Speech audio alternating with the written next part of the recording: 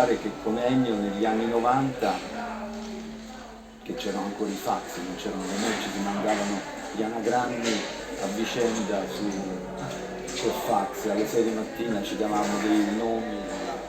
La vede questa componente ludica? Beh, insomma, basta sentire il sorriso che c'è sempre nella sua musica, sì, quello che per anni in qualche modo è sempre stato preso per una sorta di leggerezza, di infantilismo, in realtà aveva una verticalità rota piuttosto considerevole.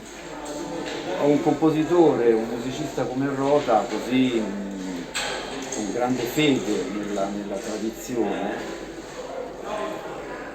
C'era questa battuta stupenda per cui la dodecafonia diventava i 12 cafoni. Quindi diciamo che la scuola di Vienna non era tra i suoi amici. No, la scuola di Vienna erano i 12 cafoni.